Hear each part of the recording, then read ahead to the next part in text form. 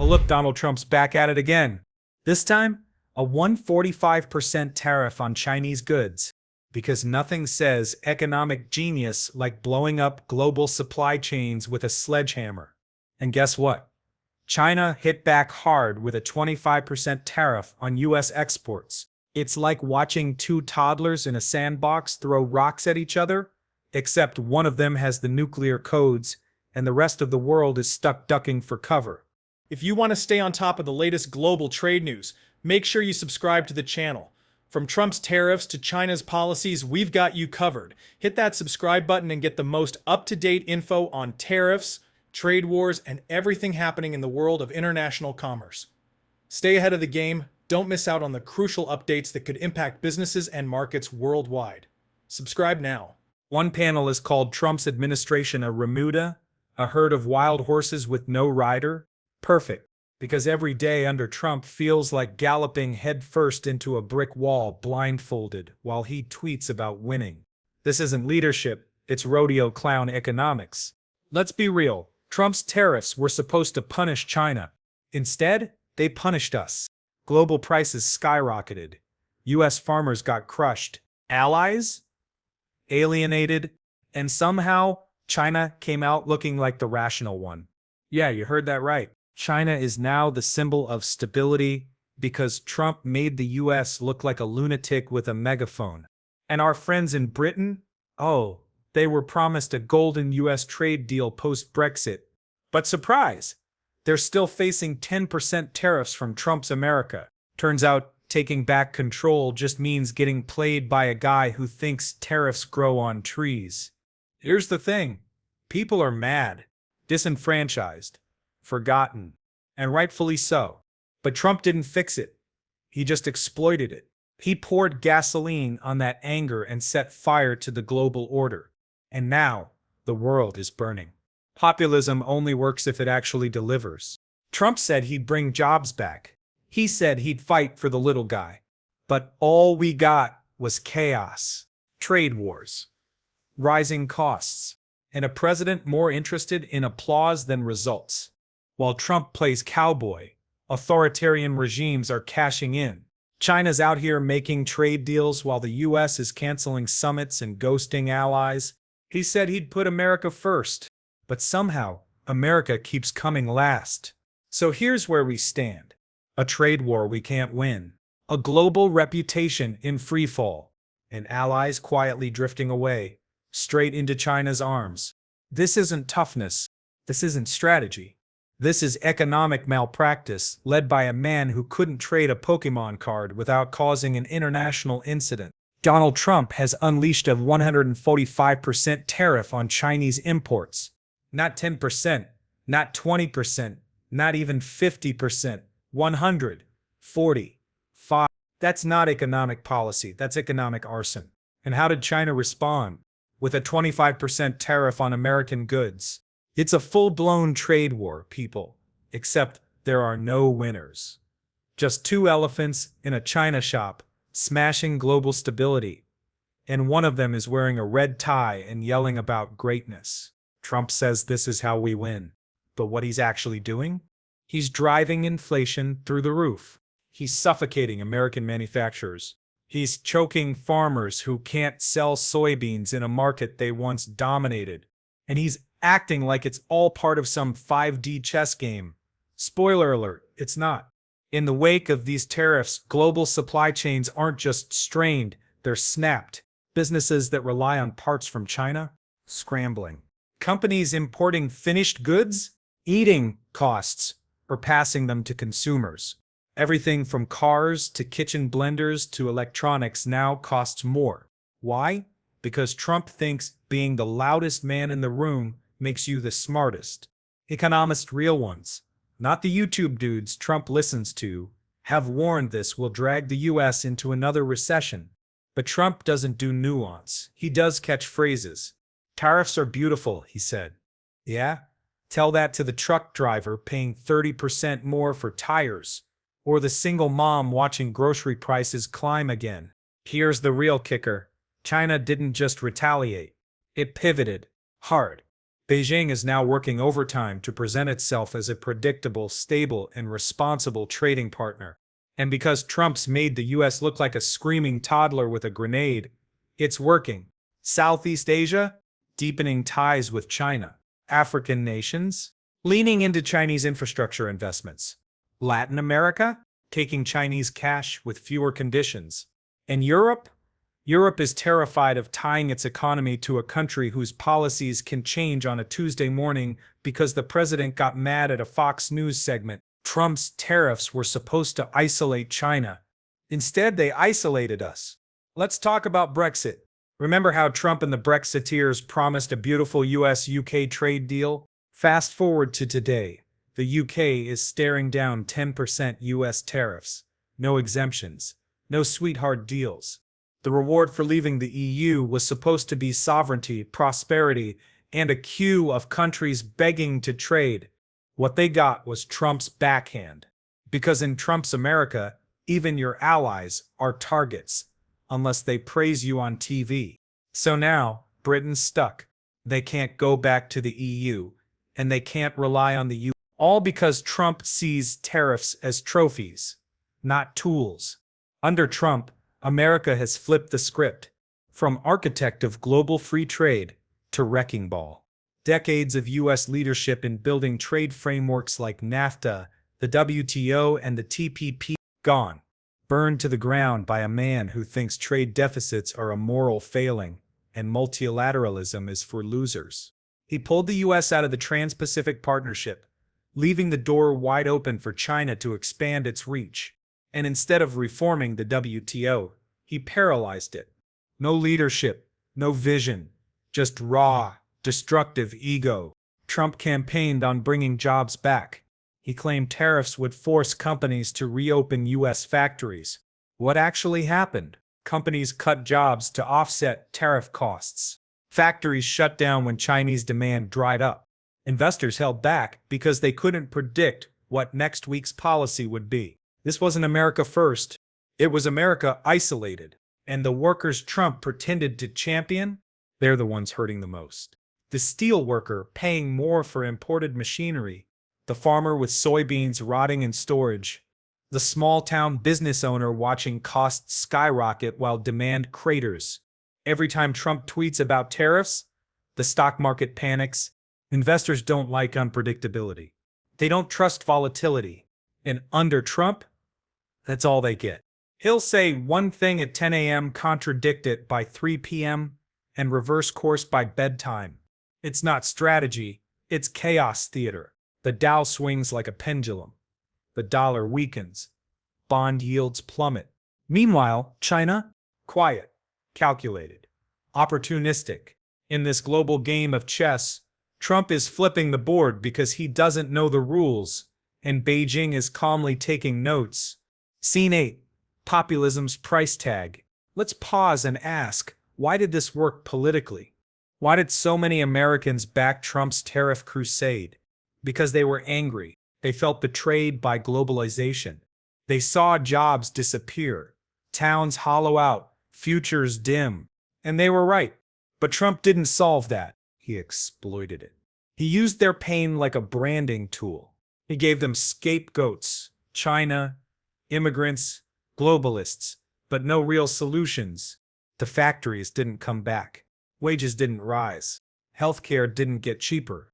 But Trump made sure they had someone to blame. As Trump wrecks America's diplomatic reputation, something dangerous is happening. Authoritarians are stepping in to fill the void. China now positions itself as the anchor of global commerce. Russia pitches itself as a sovereignty-first strongman state. And Trump? He admires them. He echoes their propaganda. He undermines democracy from within while praising dictators abroad. This is how empires fall, not with an invasion but with a retreat, with leaders who abandon alliances, attack their own institutions, and trade integrity for applause. Right now, the world is redrawing its trade maps. And for the first time in a century, the United States is not at the center of the table. China's building Belt and Road highways. The EU is signing deals with Japan, South Korea, and Australia. African economies are aligning with BRICS. Even Latin America is looking east instead of north, because when America becomes a question mark, other powers step in with periods and exclamation points. This was never just about trade. This was about trust.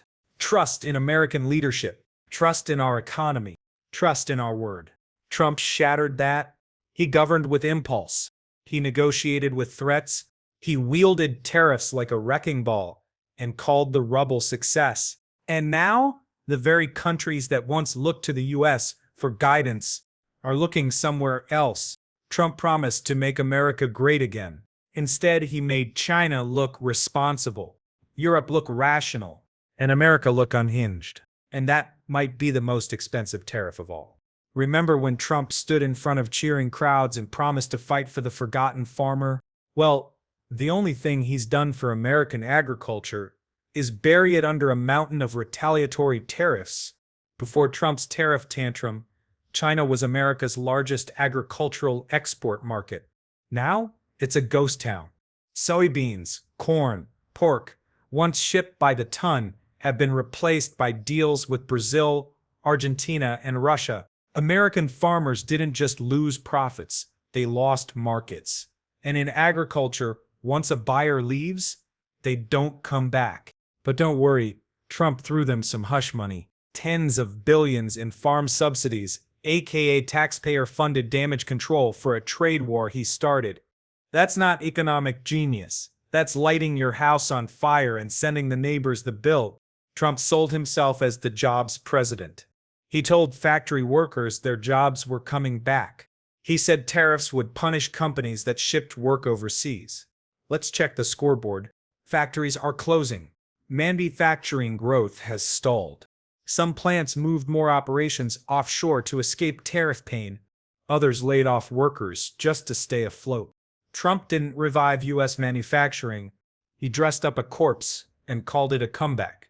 Even companies that wanted to expand here couldn't predict whether tariffs would strangle their supply chains next quarter. What business would invest in that chaos? It's not just big corporations that got hit.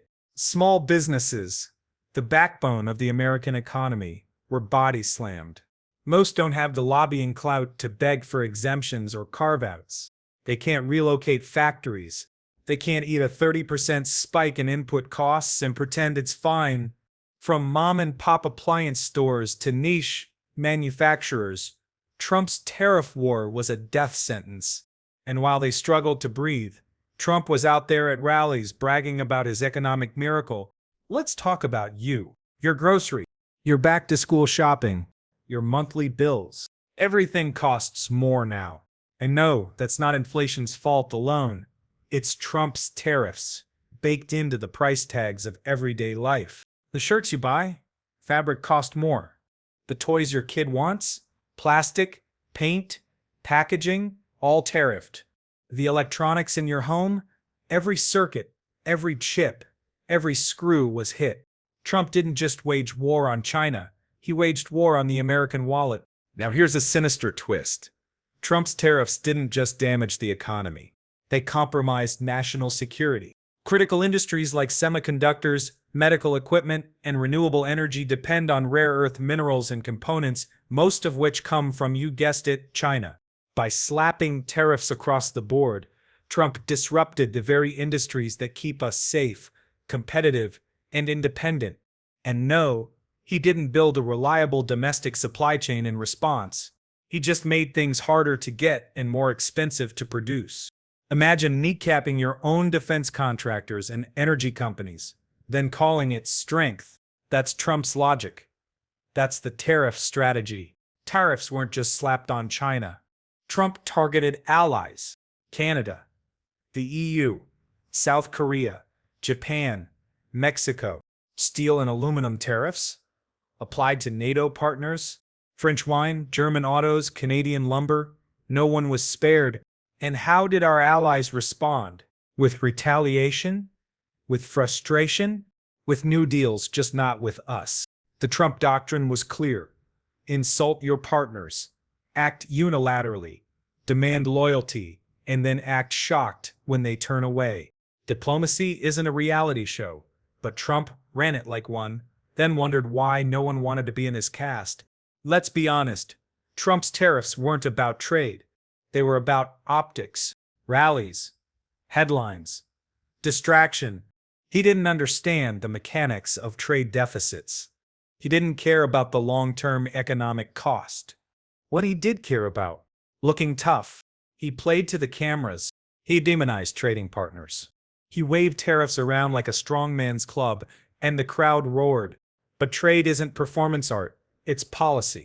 And policy has consequences, ones that don't go away when the cameras turn off.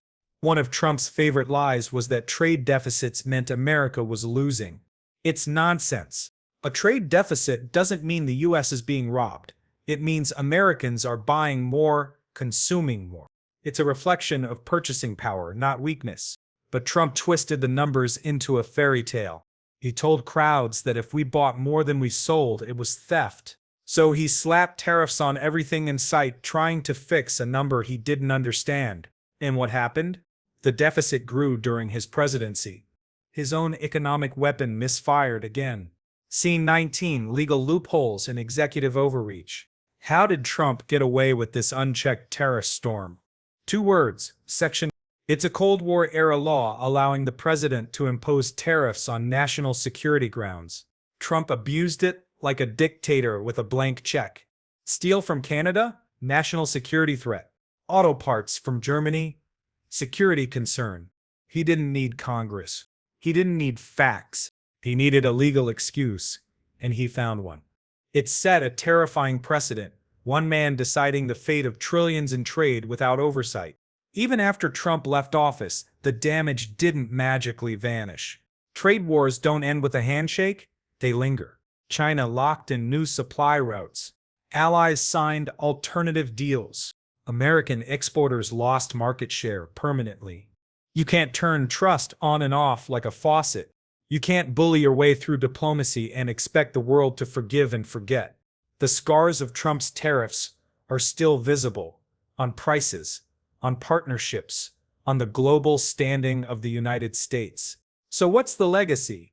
A hollowed-out reputation, alienated allies, weakened industries, overburdened consumers, a more powerful China, a more chaotic globe.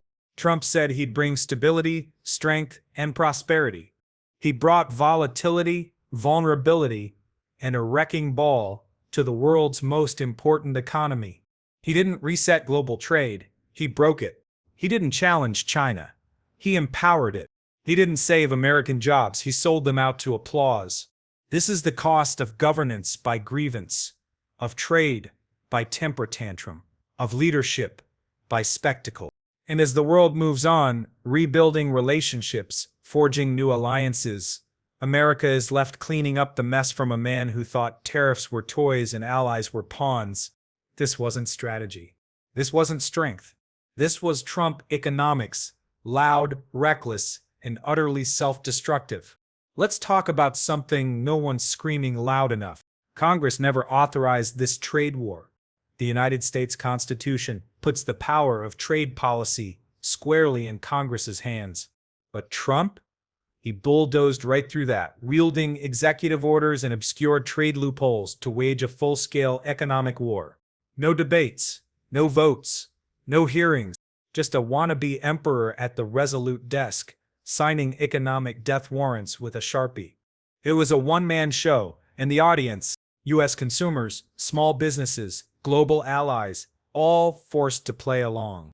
Global trade depends on one thing above all else: certainty. Companies make billion-dollar investments based on long-term assumptions. Stability, consistency, predictability. But with Trump, certainty vanished. One week he'd praise China. The next he'd call Xi Jinping an enemy. One day tariffs were temporary leverage. The next, they were permanent economic tools. He made trade a coin toss, a guessing game. CEOs stopped expanding. Investors hesitated. Deals froze midstream because no one knew if they'd be torched by a 3 a.m. Trump tweet. While Trump bellowed about winning, U.S. ports were drowning in chaos. Shipments rerouted. Freight bottlenecks. warehouses overflowing with goods stuck in customs purgatory. The tariff blitz created an administrative nightmare. Customs agents buried in paperwork, importers scrambling to update codes, navigate exemptions, and pay skyrocketing duties. This wasn't just economic turbulence, it was logistical hell, and it didn't end with higher prices. It meant delays, shortages, and confusion across every rung of the supply chain. Multiple companies sued. Trade groups challenged Trump's tariffs in court. They argued he abused presidential authority, bypassed procedure, violated global agreements. But here's the twist. Most of those lawsuits failed because the trade statutes Trump abused were written decades ago, in an era that never imagined a president like this. He exploited every loophole, turned temporary wartime laws into blunt instruments of economic vandalism. And by the time the courts caught up, the damage was already done. Nowhere did Trump's economic betrayal sting more than in rural America. These weren't just voters. They were true believers, the heart of Trump's so-called base. He stood on their fields, promised prosperity, and delivered trade retaliation that gutted their markets. China canceled contracts. Equipment rusted. Suicide rates among farmers quietly climbed. And when things got dire, what did Trump do? He didn't fix it. He cut checks, Band-Aid bailouts that papered over long-term collapse. This wasn't protectionism. It was a con job, and rural America paid for it with blood, sweat, and bankruptcy. Trump promised dominance. He delivered a disaster. And while he's out there calling it a win, the rest of the world is moving on without us.